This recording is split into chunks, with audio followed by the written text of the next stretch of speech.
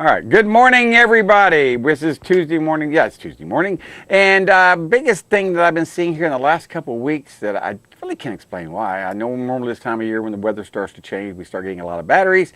But I'm also seeing a lot of brake calipers locking up to the point, well, they almost catch the car on fire. They don't catch it on fire per se with fire flaming out of it, but they get so hot that they melt the grease out of the wheel bearings and the wheel locks up and the customer can't hardly get here. Matter of fact, we've had a couple of them towed in because the car just wouldn't move. I mean, you'd push the car to the floor and it would just barely get out of its way, like the brake was applied on that one wheel. And I kept saying, well, what seems to be the common denominator between them? And I said, well, most of them Fords, most of them Chevys. Were they all the same type car? And what I was trying to figure out, most of them I think were Ford. I think most of them are Ford. I can't say all of them. I think, yeah. And I think the reason the Ford that locked up and came the problem is because the pistons inside the caliper are not metal. They're not stainless steel. They're phenolic. They're plastic. Some people call it Bakelite, phenolic. They do that to keep the weight down. You've heard Mark Sarlo talk about for every 100 pounds they get rid of, they pick up a tenth of a mile to a gallon. And that's something Ford started doing along with Chrysler and along with Chrysler did it, Ford did it. And I want to say years ago AMC did it, but they don't do it. AMC's gone. But General Motors, I don't think ever did it. General Motors never went to phenolic pistons, not that I'm aware of. And I don't think Chrysler, I think they haven't put phenolic pistons on in a long time. But there for a while, Chrysler was doing it back in the 70s and 80s, and Ford still does it. And that's the problem we're seeing is the type piston inside the caliper that seems to be the culprit. Now, is it the piston that's causing the fault? No. What it is that we found out is the brake fluid inside the vehicle is old. And that is what's causing the problem. I think I may be completely misinformed, but every one of these cars that had bad calipers locked up on them had a boiling point of the brake fluid below 350 degrees. Matter of fact, most of them had a boiling point of around 260, 280, somewhere in that general area. Ford recommends boiling point of brake fluid not to be any lower than 356 degrees Fahrenheit. Where they came up with 356, I don't know. 350, that's kind of the rule I have. If it's below 350, that's it. It's time to be changed. There's too much moisture content in the brake fluid. Brake fluid will absorb moisture. It will. So once you take the cap off on a bottle of brake fluid, you need to use it and throw it away. You don't need to put it on the shelf and save it because it's not going to be any good when you go to pull it back out again. If you got a half-empty bottle of brake fluid, all the moistures in the air gets sucked out of it into the brake fluid. Now that brand new brake fluid had a boiling point of 500 degrees, had the boiling point now about 400 degrees, and it's brand new. That's because it's absorbed moisture just by sitting still on the shelf for a couple of days with a cap on it. It's half empty, so it's going to do that. We have a humidity in Panama City, every bit of 90% or higher. I mean, especially this time of year when it rains every afternoon, yes, it's going to be that high. That's why brake fluid comes in translucent, your reservoirs come in translucent bottles. They don't want you taking the top off unless you're checking for moisture content or checking for copper content. Those are the two things we check for. If you just want to check for the height of the brake fluid, just tap the reservoir and see where the line is. You can see it. But if you can see the fluid looks dark, I can guarantee you it's got extremely high amounts of copper in it. Because that's what turns brake fluid dark. It's copper. Copper comes out of the metal nickel copper alloy brake lines that are through your system from your master cylinder all the way to your rear brakes. Those metal lines are nickel copper alloy. And there's copper in them. The reason they have copper in it, give them strength where they can still be bendable and make all the turns they have to do. And that's what ends up happening. The moisture gets inside the brake fluid. It leaches the copper from the brake lines, eating the brake lines from the inside out. Your brake lines may look good on the outside, but if you got a vehicle that's 8 to 10 years old and you've never changed the brake fluid, I guarantee you those copper lines and they're pitted and they're being eaten from the inside. That's why we change brake fluid. They recommend, it's not me saying this, the manufacturers out there on Chrysler, Toyota, Honda, Chevrolet doesn't. Most vehicles out there, especially European and Asian, recommend changing the brake fluid every 2 years, every 30,000 miles. I got people who listen to the show right now and say, I've never changed my brake fluid. I know you've never changed your brake fluid. That's why your brakes are probably making noise, or probably you're on your third set of pads, or probably you already got a caliper that's locking up on you, because no one changes brake fluid as preventative maintenance. They change it only when there's a crisis management. Master cylinder leaks, brake line goes bad, caliper goes bad, they have to change it, and then they wonder, well, I wonder what caused this. Well, lack of maintenance. If you don't change your brake fluid, it's like, what would you think if you didn't change your motor oil?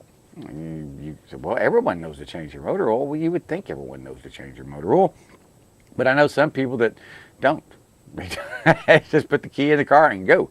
I have to kind of pull them over to the side and say, hey, come on by. It's time for your yearly checkup. They'll come in. They'll say they got a car that hosts 7 quarts. There'll be 3 quarts low of oil. I said, I tell you, you need to come in here and see me every 6 months. I'm just so busy. Well, if you don't get this car checked at least twice a year, you're going to have a problem. Now, when I say twice a year, check the car twice a year, have it looked at by a professional at least twice a year, every 6 months, or over 5,000 to 6,000 miles. Most people in this area put about 1,000 miles a month on a car. Some people put a lot more. If you live up in the Youngstown area or northern Bay County, if you're coming into Bay County every day and leaving and go back home, you're putting 70 to 80 miles a day on your car. Easily 70, 80 miles a day. That adds up real quick. And that's normal driving. That is highway driving. That's normal. And you can go more than 5,000 to 6,000 miles if you want to, but I don't recommend it. Oil's a heck of a lot cheaper than engines. They really are. So yeah, you have to change, instead of changing your oil every 6 months or 6,000 miles, you put 5,000 to 6,000 miles on in about 3 months. Maybe it's time to change your oil then. I'm not making that up. Well, it's the same thing about your brake fluid. Every 2 years. Regardless, if you will do this, your brakes will go about 100,000 miles on your set of pads. And here's what's going on. If you don't change your brake fluid, you end up having to put more pressure on it because the brake fluid boils. When the brake fluid boils, you're compressing air because it's boiling inside there. You're compressing, so you're having to put more effort to stop the car. Well, that's not going to cause your brakes to wear out. But what happens is you still got pressure on it because you've got brake fluid that's boiled in there, so it's got positive pressure even when you take your foot off the brake. So that means those pads are constantly rubbing against your rotors. That's one of the reasons brake shoes pads don't last as long. When people just throw them on there and they just do a pad slap, maybe they'll put rotors and pads on there and they won't rebuild the calipers or change the brake fluid or anything like that. They won't grease the slides on it, and then they wonder why they're only getting 20,000 miles for a set of pads. There could be a lot of reasons. It could be the fact that they're putting inferior pads on there, inferior quality pads on there that weren't designed for the car. They weren't designed for the type of rotors on the car. Believe it or not, pads and rotors have to be a match set. They do. And the same thing about brake fluid. You've got to make sure you put the right brake fluid in. Does your car call for .3, .4, .5.1? There's no car out there that calls for .5. .5 is what we call silicon brake fluid. It's no, it doesn't absorb moisture. I forgot the word this morning. It doesn't absorb moisture. A lot of people will put that in their classic cars. Do not put silicone brake fluid in a car that has anti-lock brakes. It will cause it to foam and you can have a wreck because you will aerate the brake fluid, causing it to get bubbles in it. Just like if you have brake fluid that has a real high concentration of water, it will boil and you'll get a real spongy pedal. Same thing will happen with ABS brakes if you put .5 in them. They're not designed for .5. If your car calls for .3, you can put .4 or .5.1, which is a heavy-duty truck. It has a higher boiling point of around 650, 700 degrees, 5.1. It's what race cars use. Because remember, brakes get really, really hot. It's not uncommon for your brake calipers and rotors up there to get up to 800 to 1,000 degrees. That's pretty darn hot. Really, go out there after you've been driving in traffic, take one of those infrared guns and go shoot your brake calipers. 300 degrees if you just drive around the block in normal driving. If you get caught in traffic where you're going to stop and go, or high speed slowing down, where you're really putting the heat on it, I've seen them 800, 900 degrees. I have. And that's normally the way they work. I remember years ago when I was learning how to work on brakes, we had two types of grease. We had one type of grease for drum brakes and one type of grease for disc brakes. And I asked them at the shop I worked at, I was 15, 16 years old, I said, why do we use two different types of grease? He said, well, disc brakes, we use what we call the 500-degree grease on it because they run over 500 degrees. And we don't want the grease leaking out and getting all over the brakes. The other brakes, the drum brakes, they don't get over 250, 300 degrees. That's the difference. So we wanted to put a higher type grease to keep the grease from running out.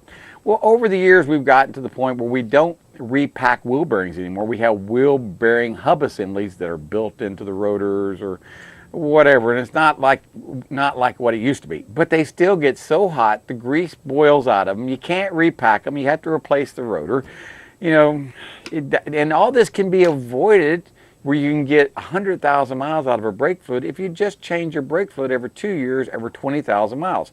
And once a year, have someone inspect your brakes and make sure they don't see any rust, little forms of rust where the brake calipers slide on the holders. If they see any rust on there, that's what's making noise when you hit your brakes when you're coming to a stop. That high-pitched eek is because you got a vibration there. All you have to do is take the calipers off, lubricate the contact points with a special type of grease for brakes, high temperature silicone grease for brakes. Put it back on there and the noise will go away. Most people bring their cars in for brake problems not because they don't stop. They bring their cars in for brake problems because they make noise. Not because they're capable of stopping safely. They are. I mean, they really will stop safely. But when you have a customer who puts their foot on the brake and it just screams and hollers, they don't care about. They know something's got to be terribly wrong with it. They want that fixed. The car didn't come with squealy brakes. They don't like squealy brakes. They want the car to be quiet. So when they bring a car into my shop, they say, look, I've had the brake job done twice on it in the last 60,000 miles. And every time I do it, it seems to be worse than what it was done before. And I said, well, let me see your tickets, what they did. Both times, they put pads and rotors on it. It's all they did. They didn't bother to grease the contact points. They didn't bother to change the brake fluid. They didn't bother to do those little things in there or change the hardware to make it where it's like brand new again. They just put old parts and new parts together and thinking they're going to work. Well, it may work for a little while, but it's not going to work for a long while. That's the thing about doing brakes on anything. I don't care if it's a 63 Corvair or a 2010 Corvette. You've got to do them exactly right. You can't, there's no shortcuts. I was at a shop yesterday. A guy was complaining about his rear wheel analog would lock up on the right rear. And I said, he says, got to be something wrong with my hydraulics. I said, no, there's nothing wrong with your hydraulics. I said, I've been doing this for golly, 50 years. If you got a rear wheel analog system, you got one side locking up and the other side doesn't, has nothing to do with hydraulic, has to do with contact, has to do with your shoes, has to do with where the shoes are hitting the drums. If you've got one side that has no brake dust on it and the other side has brake dust on it, that brake dust acts as a lubricant, keeps that wheel from locking up. I've had people that just don't understand that. Brake dust acts as a lubricant to keep your brake shoes from locking up. If you got one that you knocked it off, inspected, knocked the brake dust out, stuck it back on, didn't do the other side, guess which wheel's going to lock up when you come to a stop? You know, if it's slippery outside, that wheel you knocked the brake dust out is going to lock up. So knock the brake dust out of both sides. Make sure the brakes are adjusted properly. Change your brake fluid. Make sure your brake fluid is good. Make sure all the contact points are lubricated on disc brakes or drum brakes.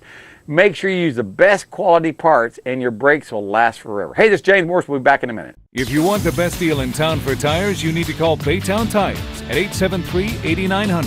Hanson and the guys at Baytown Tires take pride in serving Panama City for over 20 years. Baytown Tires on Highway 98 in St. Andrews. All service work backed by a nationwide warranty. Water is too powerful to fight alone.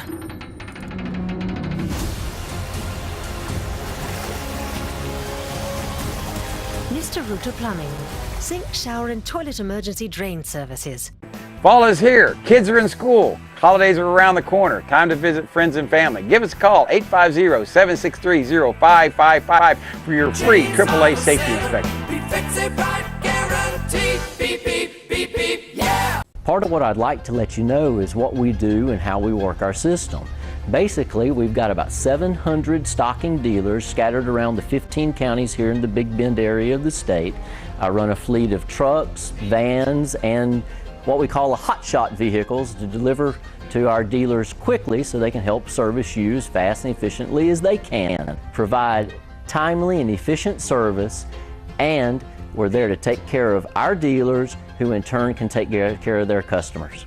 All right, welcome back to our Tuesday morning show. We talked about changing your brake fluid, the importance of changing your brake fluid, doing a brake job right. You can't go wrong if you do that. My wife said, brakes don't last forever. I said, the brakes will last 100,000 miles, 80 to 100,000 miles easily if you keep the maintenance up on it. If you don't, they don't last so long. My Prius, and people that own Priuses, it's not uncommon for hybrid vehicles to go 200,000 plus miles on a set of pads. You say, can that be? Because they don't use the brakes. When you actually slowing a car down, you push down the brake pedal, your pads aren't making contact. It's telling you feel resistance because that's just the way it's made, and it's sending a signal to the generator inside there to gear down, to give the impression that your brakes are applying. It's slowing the vehicle down. Yes, it is. But the brakes don't apply on a hybrid vehicle like a Prius till when you're at 7 miles an hour or below. Above 7 miles per hour, the brakes do not apply unless it's a panic stop. You slam it to the ground. That's the only time the brakes will actually make contact. So I have seen some hybrid vehicles that keep their brake fluid changed go over 250,000 miles. They change their brake fluid just like the manufacturer recommends every 2 years, every 20,000 miles.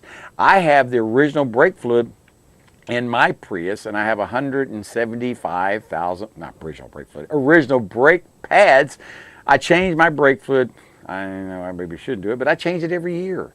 It's real easy on a Prius so long as you have a scanner. If you've got a scanner, you can plug in your car and you just follow the instructions. You have a guy sitting in there, puts his foot on the brake. You hit you make sure there's no code in it for the brakes. You hit it where the bleed cycle, open it up, and it pumps out about a quart of fluid in about 20 seconds. Catch that fluid, make sure you got new fluid back in it.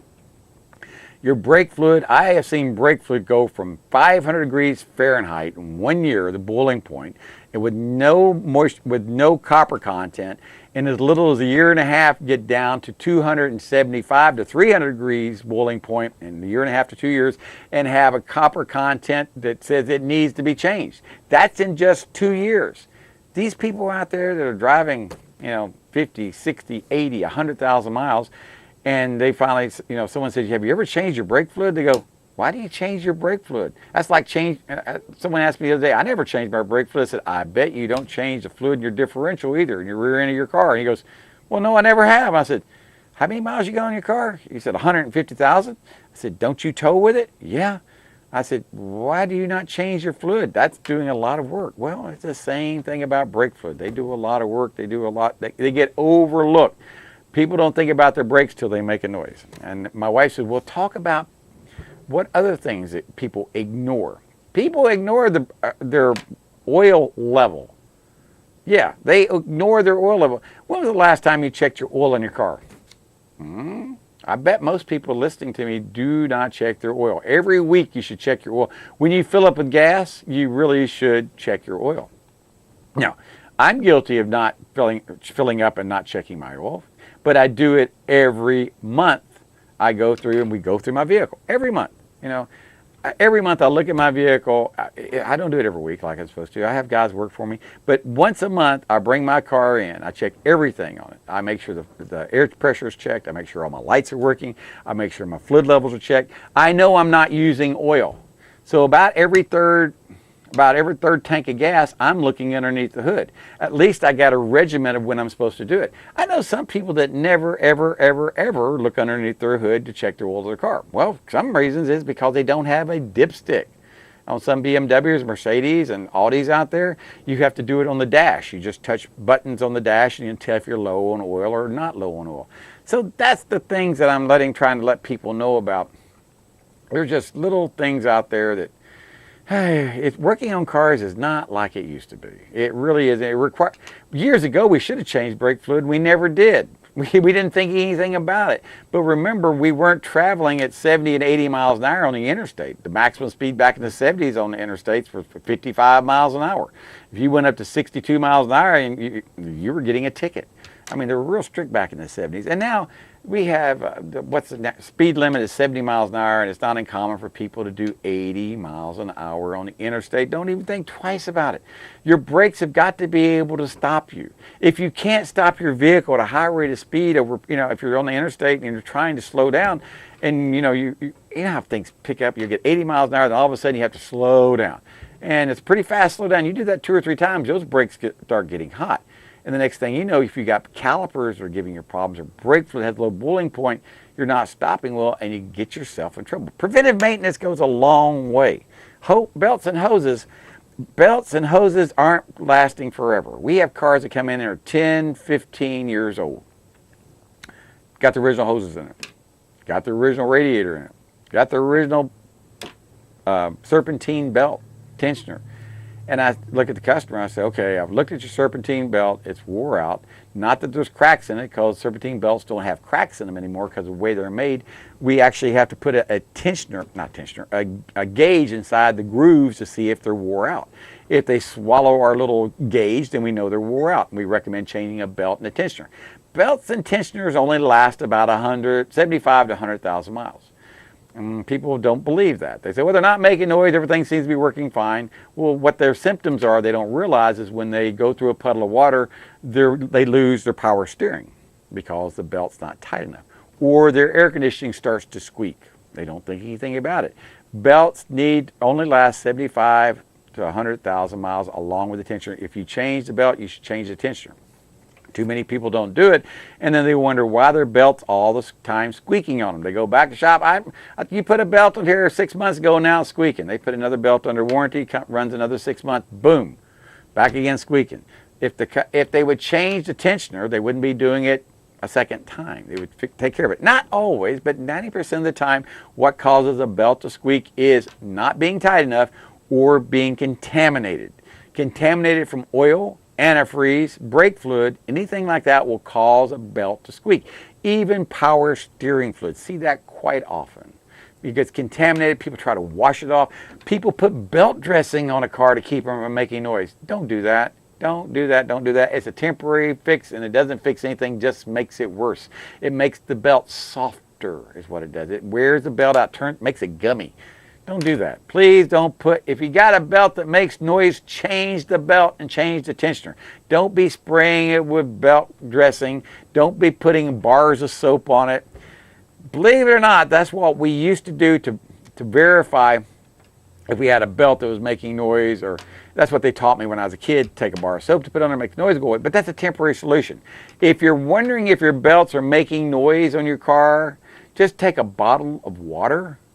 Yeah, bottle of water, put it on the stream and squirt the belts. If the noise goes away, it's the belts and the tensioner.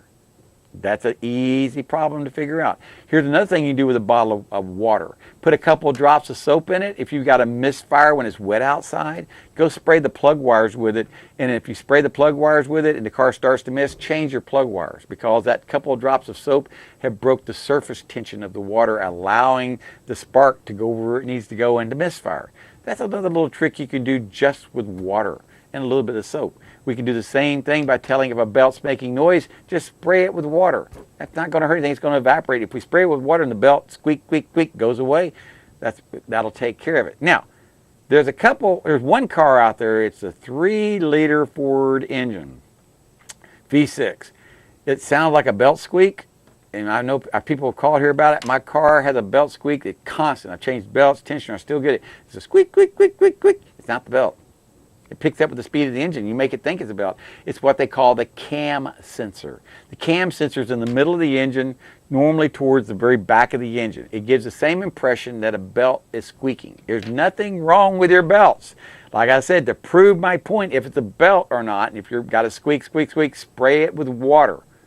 It's not going to damage your belt. It's going to stop it from squeaking just for a second if it is a belt, and you'll be able to tell if it's a belt or something else. But on these 3-liter Ford engines out there, they've been around for a long time. The cam sensor gets, well, the bushing inside there. It's a brass bushing, and it squeaks. I don't know why it does it, and there's no way of fixing it. You can't lubricate. You just end up having to replace this part, and it works. Once you replace it and put it in correctly, it's no problem whatsoever. You stop the squeaks. You stop a lot of little drivability problems. Hesitation. I've seen that happen because that cam sensor's damaged and the timing's retarded just a little bit. That's, so those little things right there can make a big difference. But noises are what drive people crazy. Whether it's brake noises, whether it's belt noises, whatever it is, doesn't necessarily mean a car is dangerous. It just means the car is making noise. You need to figure out what the noise is. Belt noise can be easily diagnosed by using a little bit of water on it. Use a little bit of water also to find out if you got a miss in your secondary ignition on a rainy day. I had the very common years ago, people would complain about on a rainy day their vehicle wouldn't start. After the humidity went down, the vehicle would start. And I said, sound like moisture in your distributor cap. And they go, really? Yeah, moisture in your distributor cap or wires. I always tell them, find a night that's clear, pull your engine cover and get to it. Make sure it's dark, spray it with misty water with a little bit of soap in it, and watch the fireworks. You'll see where the fire is going, where the electricity is going. I've done that. I've proved that to my guys before. We'll turn the lights down at the shop, get a dark corner, and I'll sit there and say, what do you see right there? He said, man, it's throwing fire in 3 or 4 different places. I said, that's your misfires. And you can see how easy that was, because this problem only happened when the humidity was high, and that's when the car misfired. It's the same thing about brakes. They only make brakes only make noise maybe when you're in stop and go driving, maybe when they get hot, just because the fluid needs to be changed and the contacts need to be cleaned and lubricated. Those are just some little hints out there for the do-it-yourselfer if you like working on cars. Some people do it as a hobby. Some people do it as a profession. Some people do it for both. I took a hobby and made a profession out of it, and I enjoy what I do. Hey, if you got a car question, want to be a part of the show, all you got to do is write me at james@masterautotech.com, and we'll give you a call and get you lined up where we can get you on here, or I'll answer your question on the air. But what we try to do is help people help themselves. That's the best way to get people to move forward, is to help themselves by, pulling themselves up by their own bootstraps, learning how things work, fixing themselves, saving money by not paying someone else to do it, by fixing them themselves. That's something that I'd like to see young people do more and more of, because a lot of young people just seem to be falling out of working on cars. It just seems like, it's too much work. I don't want to do that. I get my hands dirty. There's a few people out there that understand that there's no shortcut to success short of hard work. And it does. It requires a lot of work. It requires a lot of dedication.